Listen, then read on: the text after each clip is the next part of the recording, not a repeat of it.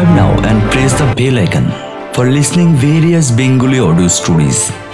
ভিন্ন স্বাদের গল্প শুনতে এখনই সাবস্ক্রাইব করুন সানডে ক্লাসিক্যাল।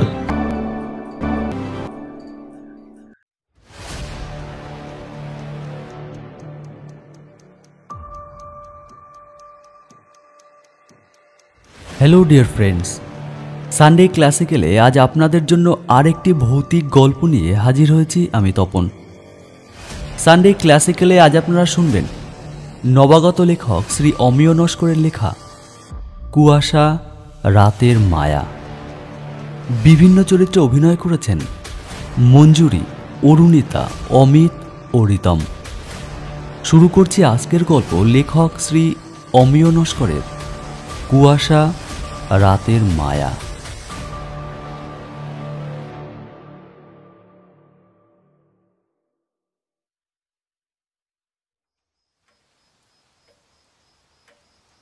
এবছর ফেব্রুয়ারি মাস পড়তে না পড়তেই শীতটা কেমন যেন যাই অবস্থা।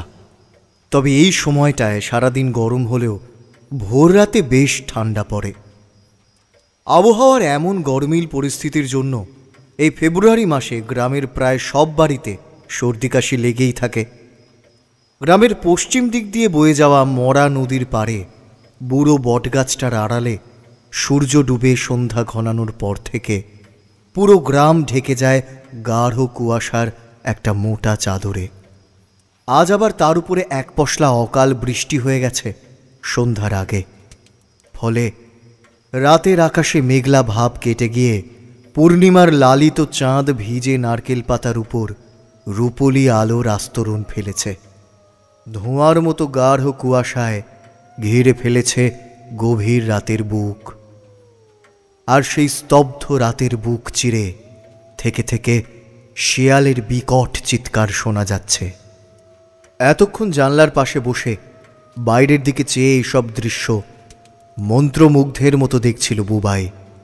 এসব দেখতে দেখতে শুনতে শুনতে কোনো এক ভাবনা যেন তাকে পেয়ে বসল। বাইরে তখনও কুয়াশার মায়া ঝরে পড়ছে। বুবাইয়ের ঘরের একদিকে একটা তক্তপোষ, আর এক কোণে পড়ার টেবিল, চেয়ার আর জামা কাপড়ের অগোছালো হয়ে পড়ে থাকা একটা আলনা। আসবাবপত্র বলতে আর তেমন কিছুই নেই। বুবাই খেয়াল করল এতক্ষণে বাড়ির সবাই কেমন যেন নিস্তব্ধ হয়ে ঘুমিয়ে পড়েছে। সে আরও একটা জিনিস স্পষ্ট খেয়াল করল, যেন কেউ ডাকছে।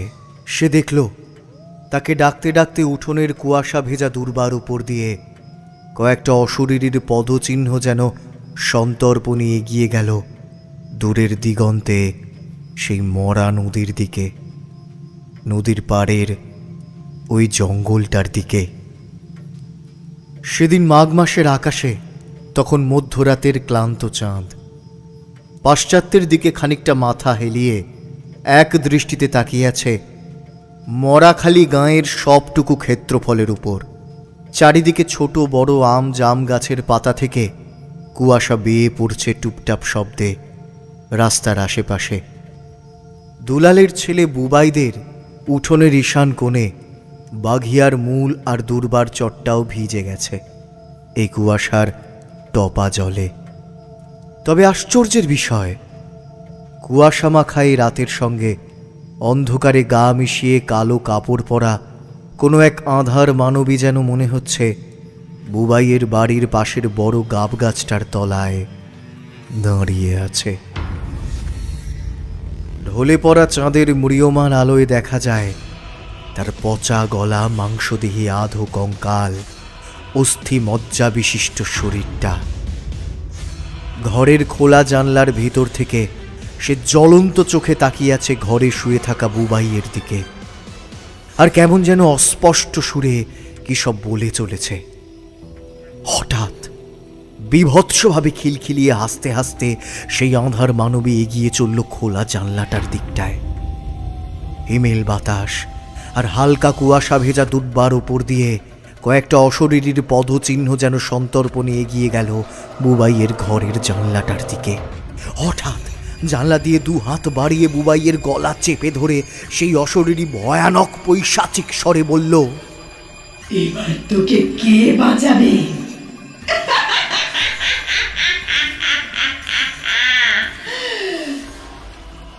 আজই তোর শেষ রাত,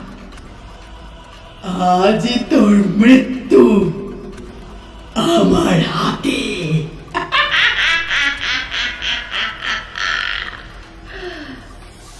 ছেড়ে দাও, ছেড়ে দাও বলছি, আমাকে মেরো না, আমাকে মেরো না, ছেড়ে দাও, ছেড়ে দাও বলছি, ছেড়ে দাও।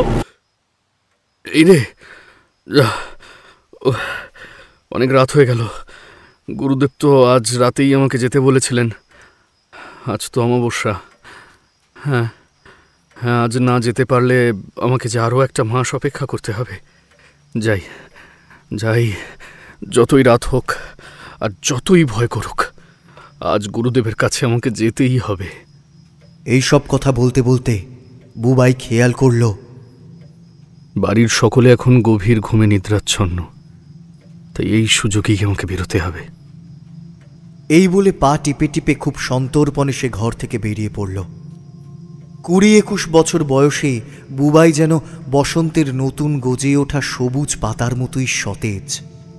তার মাথা ভর্তি চুল এবং মুখে সবে সবে গজিয়ে ওঠা দাড়ি গোঁপ, লম্বা নিটোল নিখুঁত তার শরীর। তাকে দূর থেকে দেখলে মনে হয় 25-26 বছর বয়সী যৌবনে ভরপুর সুঠাম দেহী কোনো এক পুরুষ। এখন রাত প্রায় 1টা বাজে। এতক্ষণে বুবাই বাড়ি থেকে বেরিয়ে খালপাড়ের পথ ধরে হাঁটতে শুরু করেছে। তার গন্তব্য মরা নদীর পাড়ের ওই ঘন জঙ্গল। ওইখানেই এক অঘরী তান্ত্রিকের ডেরায় তার গন্তব্যস্থল।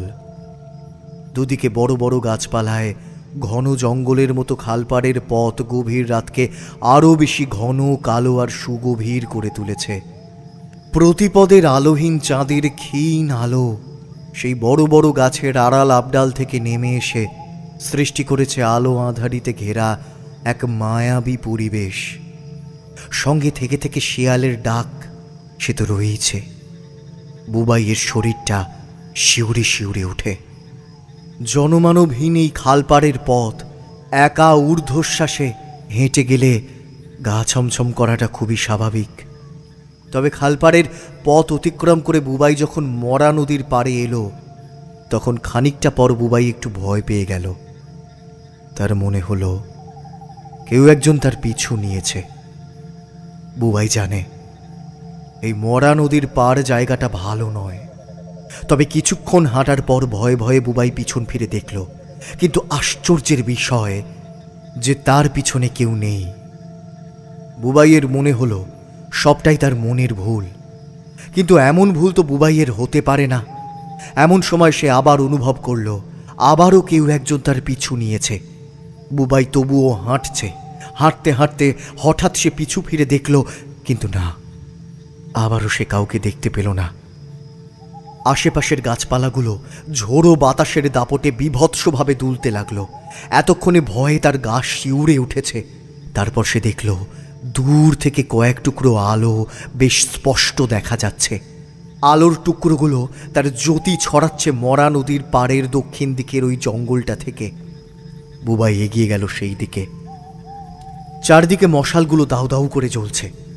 সেই আলোতে চারপাশটা আলোকিত, এবং যতদূর পর্যন্ত এই আলোর রেখা পৌঁছেছে সেই স্থান থেকে বাকি জগৎটা যেন অন্ধকারে, ঘোর অন্ধকারে নিমজ্জিত আছে।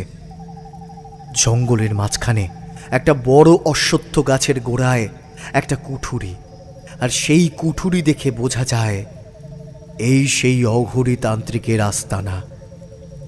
অতঃপর বুবাই এসে দাঁড়িয়েছে সেই কুঠুরির সামনে। এমন সময় কুঠুরির ভিতর থেকে একটা দরাজ কণ্ঠের আহ্বান ভেসে আসে। কিরে কিরে বাছা, তুই এসেছিস? আমি জানতুম তুই আসবি। আয় আয় আয় আয়, এই কুঠুরির মধ্যে আয়। আমি যে এতক্ষণ তোরই অপেক্ষায় ছিলাম। আয়। বুবাই কুঠুরির মধ্যে প্রবেশ করে, তান্ত্রিকের চরণে নত মস্তকে প্রণাম করে। হ্যাঁ ঠাকুর, আমি এসেছি। জটাজুটোধারী ভয়াল ভয়ঙ্কর অঘরী তান্ত্রিক লাল দুই চোখ মেলে তাকায় এবং প্রজ্বলিত যজ্ঞের বেদির সামনে বসে কঙ্কাল করটির ওপর হাত বোলাতে বোলাতে অঘরী বলে, এসেছিস বাছা, তাতে আমি বেশ খুশি হয়েছি। কিন্তু কিন্তু তুই পারবি তো বাছা? বুবাই এবার ৭-৫ না ভেবেই উত্তর দেয়। হ্যাঁ ঠাকুর, পারবো, অবশ্যই পারবো। তাছাড়া এই তন্ত্রমন্ত্র শেখার জন্য আপনি যা করতে বলবেন আমি তাই করব। বাহ বাহ বাহ বাহ, বেশ বেশ। তবে হ্যাঁ, দেখিস নারী দেহটা হতে হবে একদম নিখুঁত, কোনো খুঁত যেন না থাকে, তবেই আমার কাজে সিদ্ধি লাভ হবে, এবং তবেই আমি তোকে আমার সমস্ত শিক্ষা দান করতে পারবো। বুঝেছিস? বুবাই একটু চিন্তিত হয়ে বলে, না ঠাকুর, কোনো খুঁত থাকবে না। আমি একদম নিখুঁত নারী দেহ আপনার জন্য নিয়ে আসব। আপনি নিশ্চিন্ত থাকুন, আপনার বলির কোনো সমস্যা আমি হতে দেব না।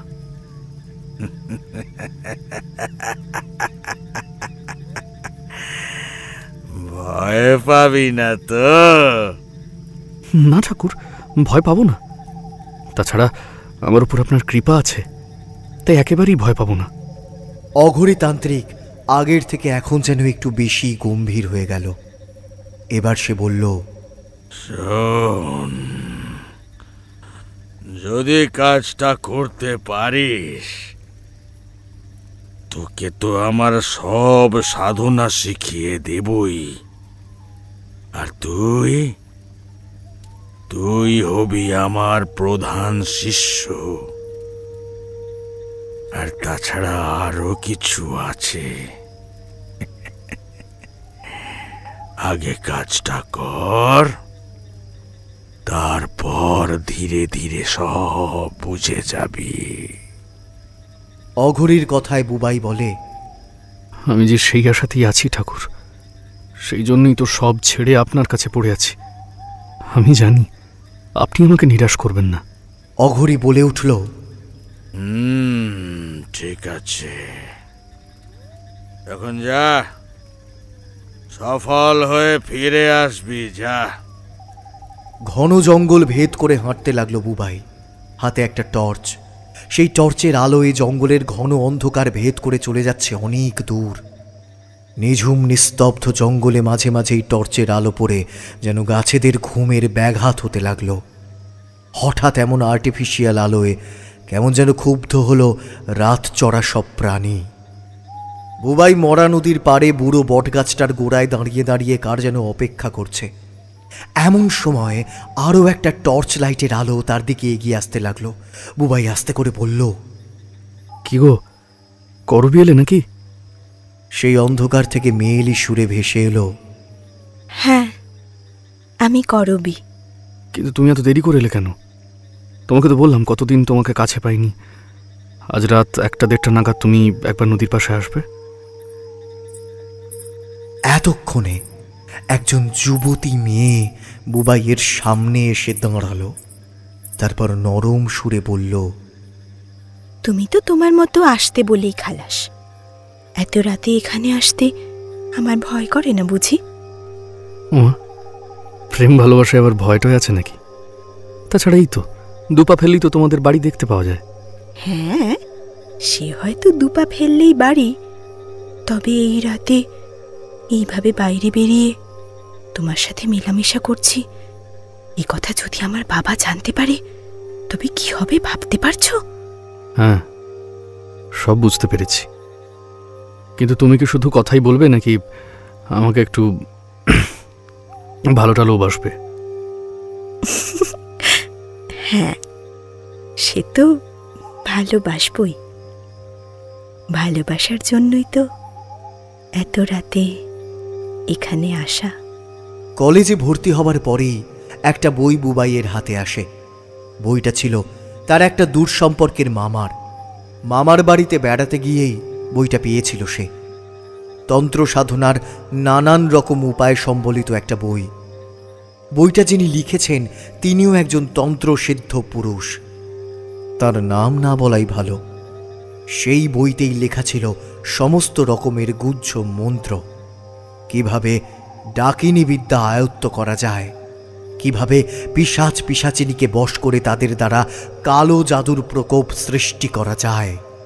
তবে একটা সমস্যা আছে, যে ব্যক্তি এই তন্ত্র সাধনা করবে ওই ব্যক্তি কোনোদিন বিয়ে করতে পারবে না।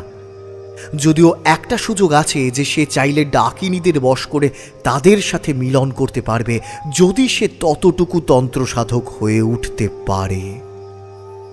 ব্যাপারটা ভেবেই বুবাই কেমন রোমাঞ্চিত হয়েছিল।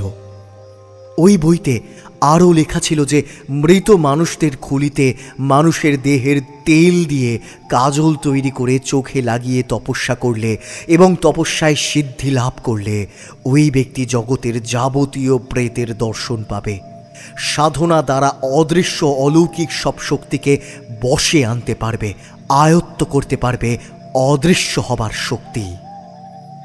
কিন্তু এই বইয়ের সত্যতা যাচাই না করা অবধি এই অদ্ভুতুরে বই পড়ে মাথাই নষ্ট হয়ে গেল বুবাইয়ের।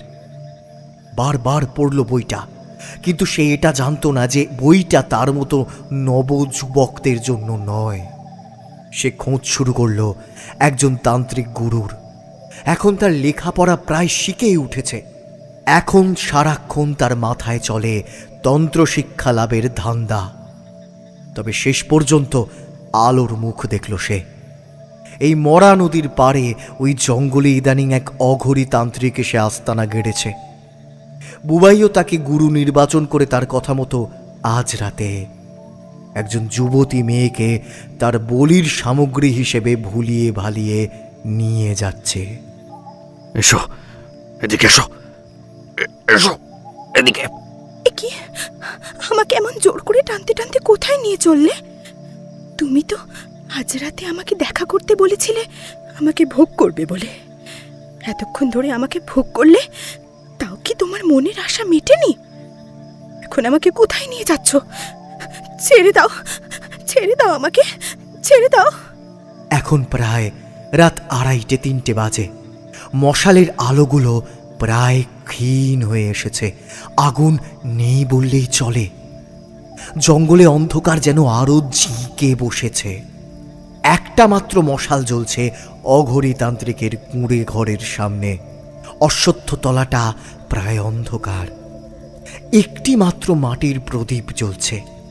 বুবাই তন্ত্রমন্ত্র শেখার লোভে পাগল হয়ে আজ বলির জন্য নিজের প্রেমিকাকে নিয়ে এসেছে এই অঘরী তান্ত্রিকের ডেরায়। অতঃপর বুবাই যজ্ঞকুণ্ডের সামনে একটা দেবদারু গাছে করবীকে শক্ত করে বেঁধে দেয়। হাত পা বেঁধে তার মুখেও গুঁজে দেয় একটি কাপড়ের পোঁটলা, যাতে করবীর চিৎকারের স্বর কারোর কানে না পৌঁছয়।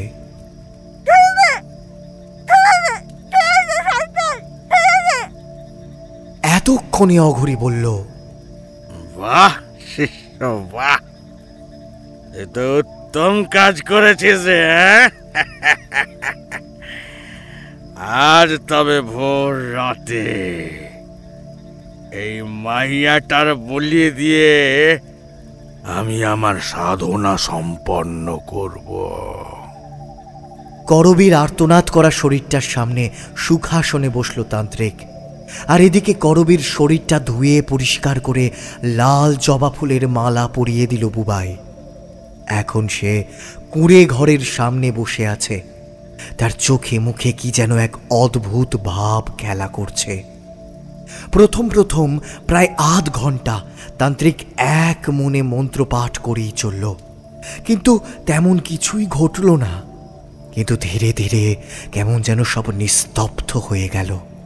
এমনকি শেষমেশ শেয়াল কিংবা ঝিঁঝির ডাকও বন্ধ হয়ে গেছে। হঠাৎ চারপাশে প্রবল বিপর্যয়ের আওয়াজ উঠল। আশেপাশের সমস্ত বড় গাছগুলোতে ঝড়ের বাতাবরণ খেলে গেল। তারপর হঠাৎ চারদিক থেকে এক দল বিশাল দেহী রাক্ষসে শেয়াল কোথায় যেন ঝোপঝাড় থেকে বেরিয়ে এসে তান্ত্রিককে এক চক্কর কাটল। তারপর আবার অন্ধকারের সাথে মিলিয়ে গেল। আবার সব চুপচাপ। পার হয়ে গেল আরো বেশ কিছুটা সময়। বুবাই করবীর দিকে তাকিয়েছিল। অনেকক্ষণ হলো করবী কাঁদতে কাঁদতে অজ্ঞান হয়ে গেছে। তারপর হঠাৎ কিছুক্ষণ ছটপটাতে ফটাতে বিভৎস চিৎকার করে ভয়ানক কণ্ঠে করবী বলে উঠল, আজ তোরা দুজনে মিলে চক্রান্ত করে আমার বোনকে মেরে ফেলতে চেয়েছিলি, তাই না? এই শয়তান সাধক একজন যুবতী মেয়ের বলি দিয়ে নিজের সাধনার সিদ্ধি লাভ করার ধান্দা আমি তা হতে দেব না।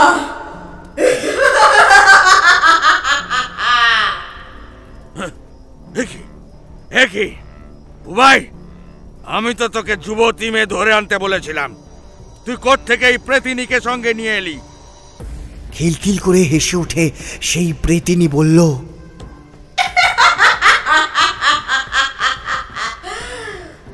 মোড়া খালি গায়ে ভূপতি চাষার যমজ মেয়ে ছিল, বড় মেয়ে কণিকা আর ছোট মেয়ে করবী।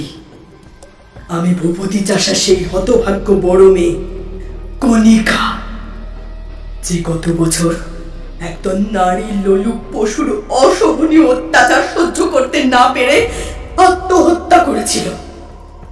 কিন্তু এখনো দেখছি সেই একই ঘটনা আমার বোনের সাথেও ঘটছে।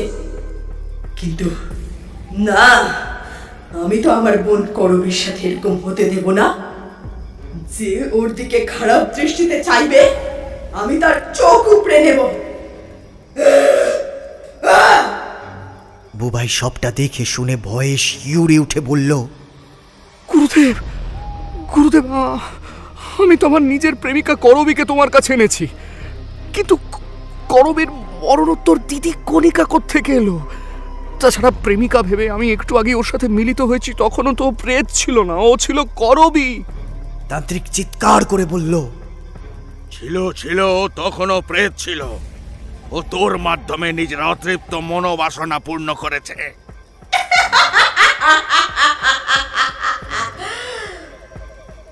ভয়ার্ত কণ্ঠে বুবাই বলল, তাহলে এখন কি হবে গুরুদেব? আমি কি তবে এই শিক্ষা লাভ করতে পারবো না? হঠাৎ বুবাই আর তান্ত্রিক খেয়াল করলো সেই অতৃপ্ত প্রেতিনী এক ঝটকায় সমস্ত বাঁধন খুলে ঘোর অন্ধকারের মধ্যে কোথায় যেন চলে গেল, আর সঙ্গে সঙ্গে নিভে গেল যজ্ঞের আগুন। আর তারই সঙ্গে ঘটল এক আশ্চর্য মর্মান্তিক ঘটনা।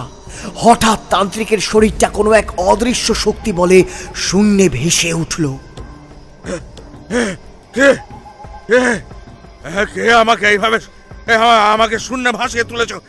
আমাকে ছেড়ে দাও, আমাকে ছেড়ে দাও, আমাকে রক্ষা করো। আমি আর এমনতর ভুল কখনো করবো না, আমাকে ছেড়ে দাও। হঠাৎ সেই শূন্য থেকে ধূপ করে নিচে পড়ল তান্ত্রিক। তারপর তার মুখ থেকে বাইরে ছিটকে বেরিয়ে এলো এক তাল রক্ত। মরণাপন্ন তান্ত্রিক মাটিতে পড়েই ঊর্ধ্ব আকাশের দিকে তাকিয়ে চিৎকার করে কাঁপা কাঁপা সুরে বলল, বুবাই, বুবাই, তুই মহা সর্বনাশ করেছিস, মহা সর্বনাশ করেছিস।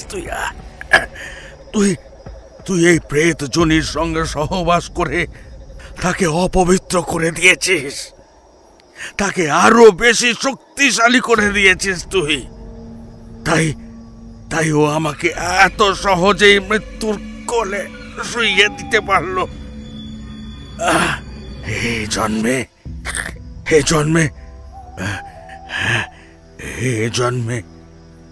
জন্মে আমার সাধনার সম্পূর্ণ হলো না বেটা। আমি আর বাঁচব না। তবে তুইও এই প্রেতিনীর হাতে মরবি, তাই নিজেকে বাঁচিয়ে রাখ। সাবধানে থাক। মনুষ্য শরীরের সান্নিধ্য পেয়ে অচিরেই ওই প্রেতিনী ভয়ঙ্কর পিশাচিতে রূপান্তরিত হবে। সবটা শুনে বুবাই কাঁদো কাঁদো সুরে বলল, আমি কিভাবে ওই প্রেতের হাত থেকে রক্ষা পাবো? বলুন গুরুদেব, আমাকে বলুন। শোন, তুই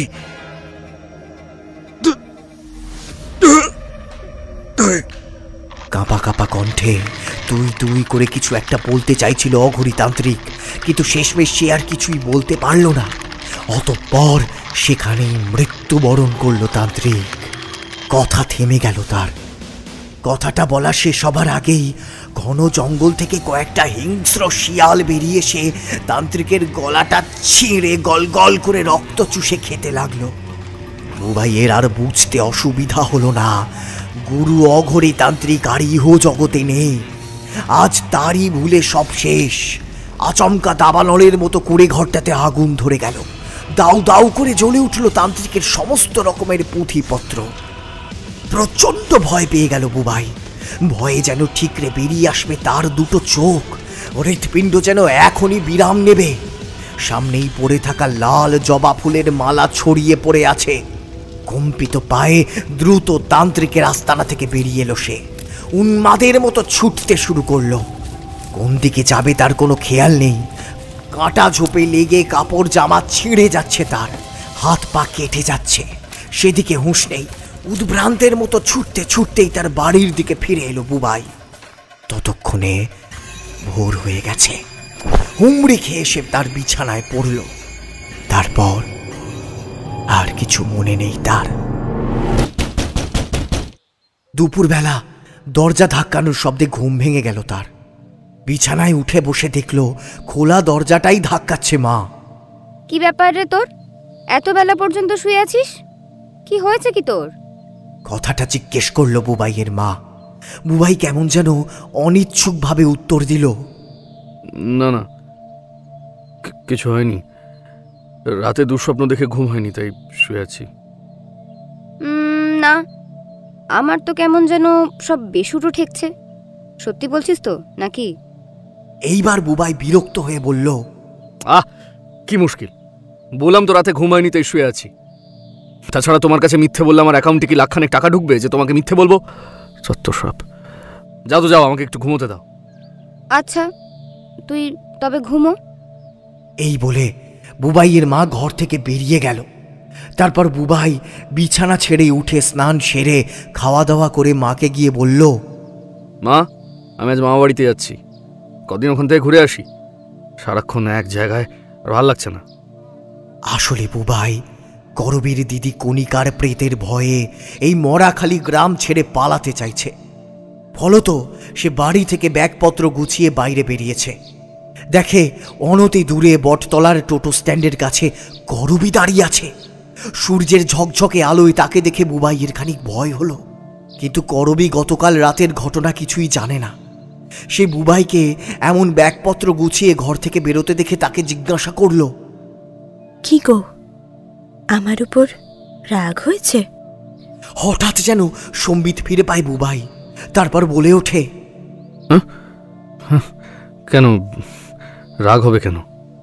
না, আসলে তুমি তো গতকাল রাতে আমাকে মরা নদীর পাড়ে দেখা করতে আসতে বলেছিলে, আর আমি আসতে পারিনি। তাই রাগ করে চলে যাচ্ছ নাকি? তোমার দিদি অর্থাৎ কণিকার প্রেতাত্মা এখনো তোমাদের বাড়ির আশেপাশে ঘুরে বেড়ায়, তাই না? হ্যাঁ, সে তো ঘুরে বেড়াবেই। অপঘাতে মৃত্যু হলে অত সহজে আত্মা মরে না। এবার বুবাই বলল, আচ্ছা ঠিক আছে, যাই হোক, ভালো হলো তোমার সাথে দেখা হয়ে গেল।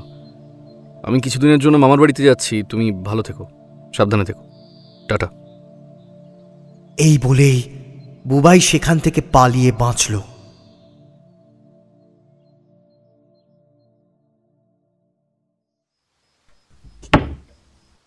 কেমন যেন একটা অস্থিরতার মধ্য দিয়ে ঘুমটা ভেঙে গেল বুবাইয়ের।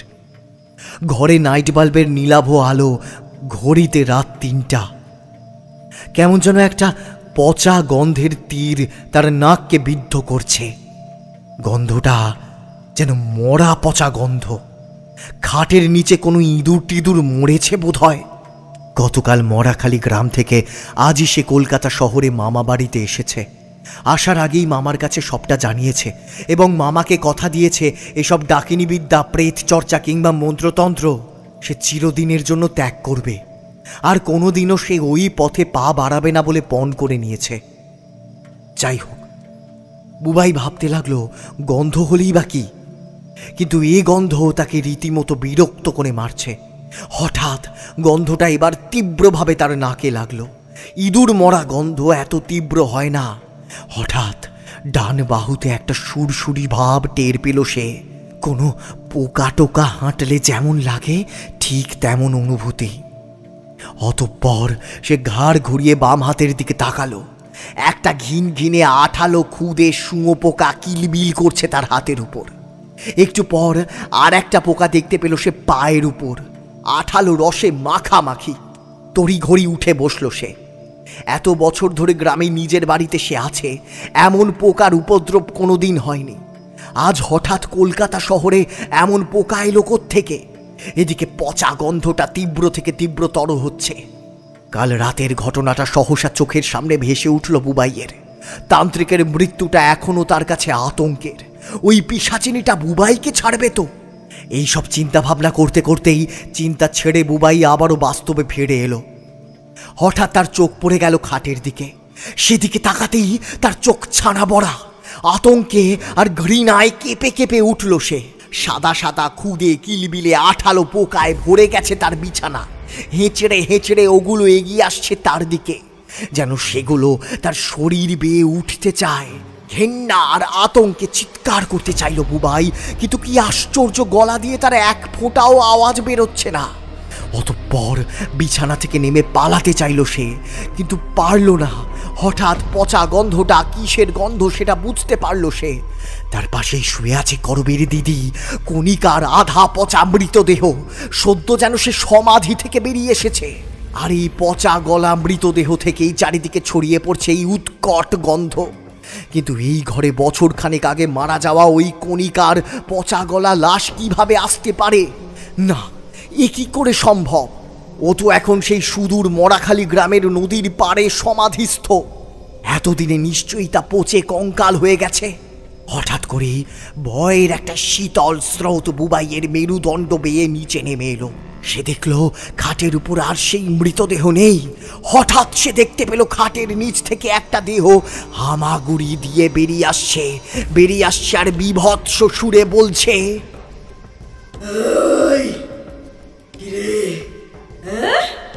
পালিয়ে এসেছিস? ভেবেছিস পালিয়ে এলেই আমার হাত থেকে বেঁচে যাবি? কিন্তু আমি তো তোকে ছাড়বো না।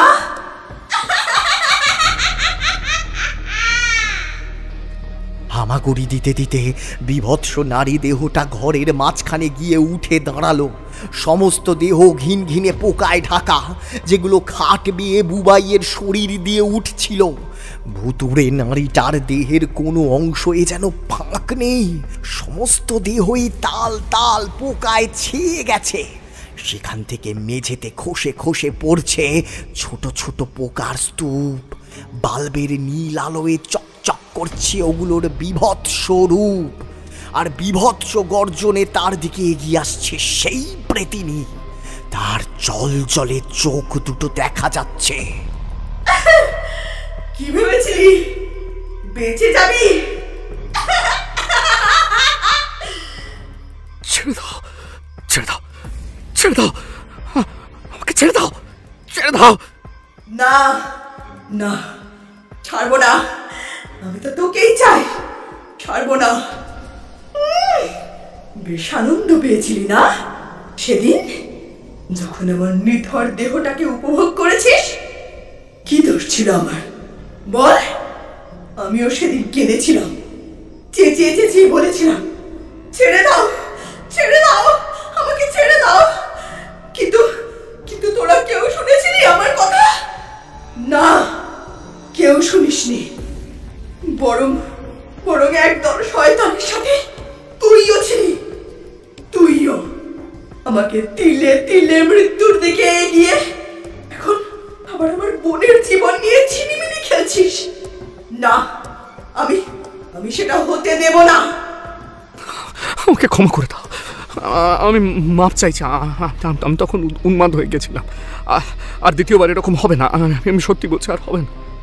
কি ভেবেছিলি ওখান থেকে এত দূর চলে আসলে তোকে আমি পাবো না?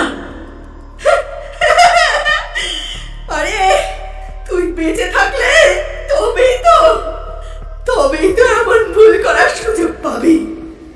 কিন্তু দ্বিতীয়বার এমন ভুল করার সুযোগ আমি তোকে দেব না, আমি তোকে।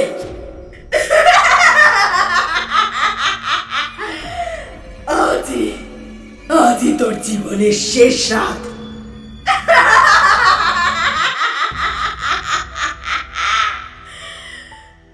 আমার সাথে যে অন্যায় করেছিস, আমি তো তার শাস্তি এতদিন তোকে দিইনি, কিন্তু এরপরেও তুই কি করলি? সেই একই ভাবে আমার বোনকে ক্রমাগত ঠকিয়ে যাচ্ছিস। সে তো তোকে অনেক ভালোবাসতো, অনেক, তাই তোকে মানা করেছিল ওইসব আজে বাজে ছেলেগুলোর সাথে মিশতে। কিন্তু তুই বেঈমান, তুই শুনিসনি ওর কথা। খুব শখ না নারী দেহ ভোগ করার? আয় আজ তোকে বোঝাচ্ছি, আয়।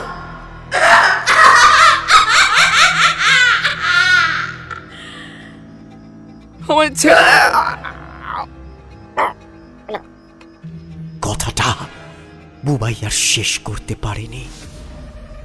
হঠাৎ করে তার উপর ঝাঁপিয়ে পড়ল সেই পিশাচিনী। আষ্টে পৃষ্ঠে তাকে খামচে ধরল, আর সেই পোকা ঝরে পড়ল বুবাইয়ের শরীরের ওপর। এখন আর নারী রূপে নেই সেই মেয়েটা, ভয়ানক রূপী দানবীতে রূপান্তরিত হয়েছে। লাখ লাখ ঘিনঘিনে আঠালো কিলবিলে পোকা ঢেকে ফেলল বুবাইকে। হঠাৎই তার গলায় চেপে ধরল পিশাচিটা, দুমড়ে মুচড়ে দিতে লাগলো তার টুঁটিটাকে। অনেক কষ্টে ডান হাতটা তুলে বাঁচবার চেষ্টা করেছিল বুবাই, তারপর ওটাও পড়ে গেল বুকের ওপর। থেমে গেল বুবাইয়ের নড়াচড়া। আর সেই পিশাচিনী আর লক্ষ লক্ষ পোকা কুড়িয়ে কুড়িয়ে খেতে লাগলো তার সারা শরীর। পরের দিন সকালে বুবাইয়ের ঘর খুলে দেখা গেল মেঝের উপর পড়ে আছে গত রাতের পরে থাকা পোশাক, আর বাকি সব পোকায় খেয়ে ফেলেছে। আর তার কোনো অস্তিত্ব নেই।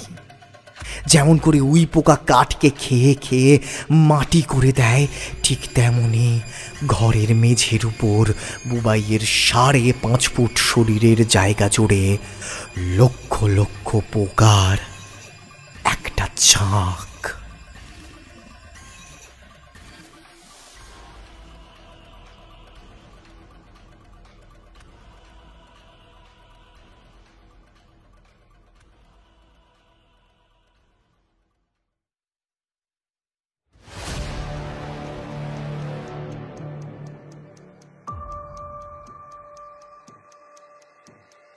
সানডে ক্লাসিক্যালে এতক্ষণ আপনারা শুনছিলেন কুয়াশা রাতের মায়া। গল্পটির সাউন্ড ডিজাইন করেছে 62 FPS স্টুডিও এবং পোস্টার ডিজাইন পিক্সলেট। বন্ধুরা, গল্পটি আপনাদের কেমন লাগলো? গল্পটি যদি আপনাদের ভালো লেগে থাকে তাহলে লাইক, কমেন্ট, শেয়ার ও সাবস্ক্রাইব করতে ভুলবেন না। আগামী সপ্তাহে আপনাদের জন্য নিয়ে আসবো এরকমই ভয়ঙ্কর আরেকটি গল্প। ততক্ষণ পর্যন্ত সকলকে অসংখ্য অসংখ্য ধন্যবাদ জানাই।